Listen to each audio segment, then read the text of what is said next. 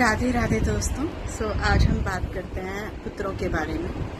पुत्र संतान वैसे तो एक स्टोरी का एक पार्ट है, इससे पहले बहुत बड़ी स्टोरी है। मैं थोड़ा सा जो मेन कैटेगराइज किए गए हैं पुत्र को, इनके बारे में बता रही हूँ। वैसे एक शॉर्ट में कट स्टोरी अगर मैं आपको बताऊँ तो पहले किसी ऋषि ने पुत्र के लिए भगवान से प्रार्थना की थी, किसी राजा ने किसी ऋषि से।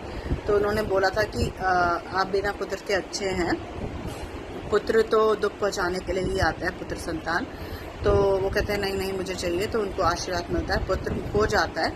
बट उनकी बहुत सारी रानियां हो जाती हैं, तो बाकी रानियां चिढ़ के जलसी में उस पुत्र को विष देती हैं और वो उसका निधन हो जाता है। तो राजा बहुत क्राई करता है, ऋषि आते हैं उसके पास, उसे बोलते हैं कि अब आप रोइए मत, आप रोना धोना छोड़ दीजिए, भगवान का नाम स्मरण कीजिए।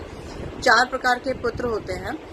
पहला पुत्र होता है हमारा शत्रु पुत्र, जो पिछले जन्म में हमने किसी के साथ गलत किया तो वो हमारी शत्रुता को निपटाने के लिए ही आता है, हमें दुख देने के लिए ही आता है, राइट। सेकंड पुत्र होता है कर्म पुत्र, जो कि ऋण पुत्र समझिए, जो पिछले जन्म में किसी का ऋण हमें चुकाना है तो इस जन्म में पुत्र बन के आएगा और वही ऋण हमसे लेके जाएगा। तीसरा पुत्र होता है उदासीन पुत्र, वो माता पिता के पास रहता है जब तक अविवाहित होता है, और उसके बाद ना तो वो माता पिता को कोई सुख देता, ना माता पिता से कुछ लेता। जब उसकी शादी हो जाती है तो वो अपनी बीवी के साथ चला जाता है।